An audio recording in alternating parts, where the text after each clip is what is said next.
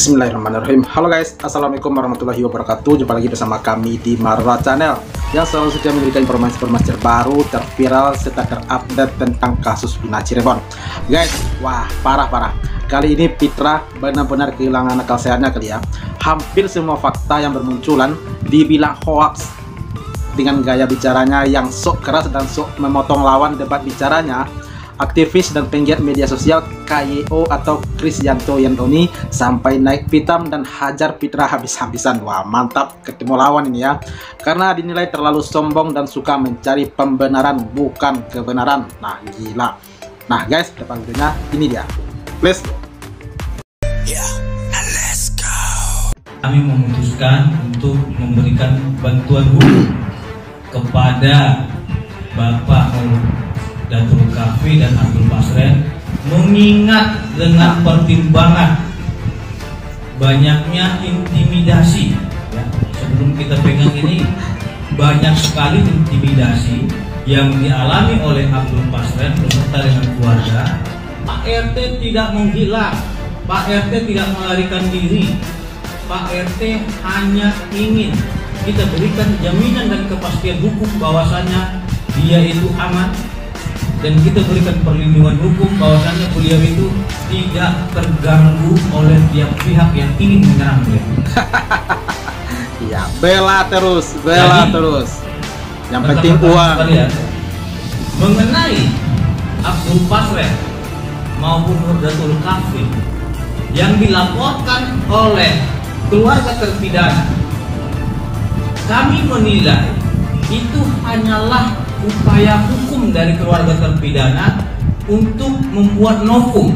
Tadi terkait dengan apakah ini laka lantas atau pembunuhan berencana, saya sampaikan adalah pembunuhan. Ya, karena dia masih kekeh kalau bilang ini pembunuhan ya guys. Saksi yang bukan dari Bapak Rudiana, bukan juga saksi dari kepolisian, menerangkan bahwasannya dia melihat peristiwa pengeroyokan itu kepada almarhum Eki dan almarhum Vina. Saksinya ini sampai sekarang mereka pegang, gitu loh. Ini mereka pegang. Pengacara aja kau ngomong ya. Ini yang pegang salah satu tersangka. Jadi saksi itu, saksi dari mereka sendiri menerangkan dia melihat langsung. Gimana pun cara dia bicara mencari pembenaran, rakyat Indonesia sudah tahu seperti apa ini ceritanya. Oh iya, dia ojol, dia lewat itu pada itu dia melihat pengeroyokan itu. Artinya ojol. Ketika kita lihat bentar. sampaikan berikutnya dia tidak melihat apapun yang ada terjadi di sana, sementara kalau kita ikuti kronologi. Jadi begini, sudah ada beliau itu tidak dalam kondisi tekanan. Beliau juga tidak mencabut BAP. Beliau juga tidak mencabut keterangan di dalam pengadilan. Artinya keterangan ini adalah konsisten, keterangan yang benar. Di mana di dalam putusan nomor 3, putusan nomor 4, dan putusan nomor 6 dia konsisten melihat itu karena dia sedang bertugas sebagai ojol adanya pengeroyokan di TKP tersebut. Artinya ini apa? Jelas-jelas orang ini mengada-ngada ini. Telah menyampaikan itu di muka persidangan dan telah disumpah. Tidak ada persoalan terkait dengan BAP dia ataupun putusan yang dia sampaikan. Seperti itu Bung Abraham. saksi top lain yang kemudian membantah bahwa saksi pembunuhan karena bukanlah seperti apa yang hari-hari ini dikemukakan bahwa ini adalah kecelakaan tunggal. Saksi kuat lain ada 6. Ini semua demi uang ini ya. adalah wewenang penyidikan. Ya, tentunya silakan teman-teman. Emang 2016 ojol sudah ada apa belum guys? Ini pertanyaan gua nih. Karena kita menghormati hukum yang sifatnya pro justisia. Ada 6 orang lagi yang mengetahui itu. Mungkin seperti itu. Ya ini orang ini jelas bohong ini.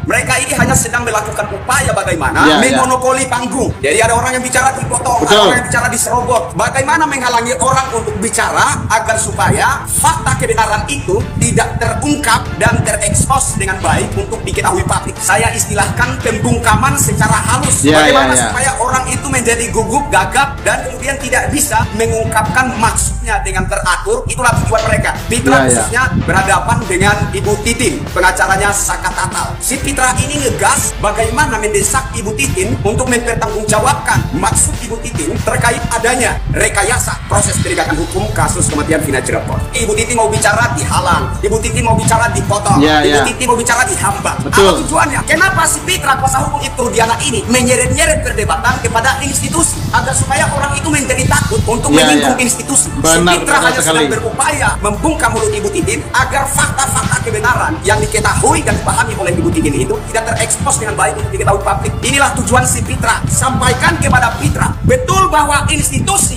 wajib kita jaga, wajib kita cintai, wajib kita hormati. Karena institusi milik negara, milik rakyat. Yang memantik reaksi keras dari rakyat hari ini bukan institusinya, melainkan perilaku oknum-oknum bajingan. Salah satu diantaranya adalah Ibtu Rudiana. Dan ketika ada reaksi keras dari masyarakat, tentu saja ada hal yang dipandang tidak benar, tidak wajar. Itu yang memantik reaksi keras dari rakyat. Ada yang dipandang tidak benar, ada yang dipandang tidak tepat, ada yang dipandang tidak wajar. Berbicara tentang rekayasa Ibtu Rudiana, jelas saudara-saudara saya rekomendasikan untuk menyimak ulasan lengkap dari mantan Wakapolri era 2013-2014 di channel YouTube Bambang Wijoyanto. Jelas beliau katakan skenario awal dari Ibtu Rudiana banyak sekali terdapat kejanggalan. Kalau tidak ada rekayasa, tentu saja proses itu akan berjalan mulus dan tidak akan terlihat adanya kejanggalan-kejanggalan. Justru karena ada rekayasa sehingga sepanjang proses hukum itu berjalan oleh masyarakat dilihat ada kejanggalan demi kejanggalan. Ini poin pertama perlu dipahami oleh si Pitra kuasa hukum Ibtu Rudiana. Kau dengar itu rakyat. Ketika sesuatu yang tidak ada dibuat seolah-olah ada, sesuatu yang tidak nyata dibuat seolah-olah nyata, itu adalah rekayasa. Punya ini nggak Pitra?